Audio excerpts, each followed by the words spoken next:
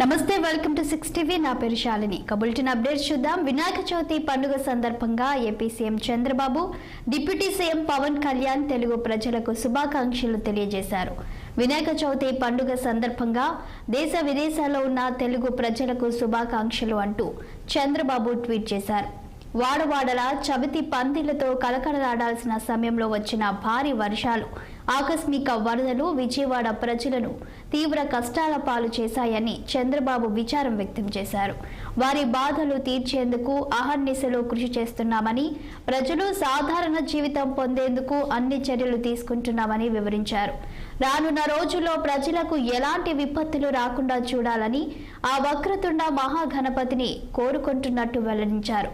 విఘ్నాలను అధిగమించి రాష్ట్రం పురోగమనం సాధించేలా దీవించాలని కోరుకుంటూ రాష్ట్ర ప్రజలకు వినాయక చవితి శుభాకాంక్షలు తెలుపుతున్నానని చంద్రబాబు పేర్కొన్నారు. ఇక ఉప ముఖ్యమంత్రి పవన్ కళ్యాణ్ స్పందిస్తూ తెలుగు రాష్ట్రాల అభివృద్ధి, ప్రజల సౌభాగ్యం అవిఘ్నంగా కొనసాగాలని, విఘ్నాలకు అధిపతి అయిన గణనాథుడిని మనసారా వేడుకుంటూ సకల జనులకు వినాయక చవితి శుభాకాంక్షలు తెలియజేస్తున్నానని వివరించారు.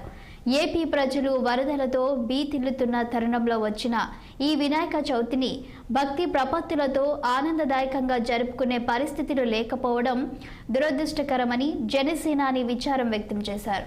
అందువల్ల వినాయక పందిళ్లను ఆడంబరంగా ఆర్భాటాలకు పోకుండా సంప్రదాయబద్ధంగా పరిమితంగా చేసుకొని ఆ విధంగా మిగిలిన నిధులను వరద బాధితులను ఆదుకోవడానికి వినియోగించాలని మనవి చేశారు.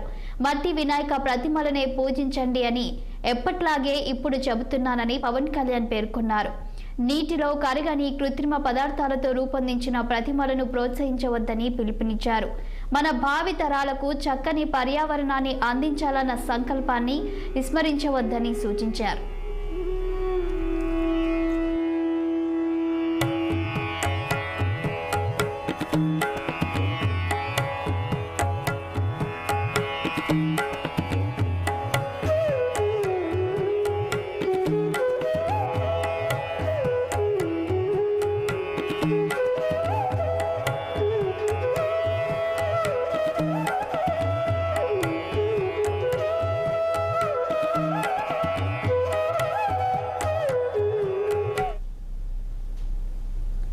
మంత్రి వాసంశెట్టి సుభాష్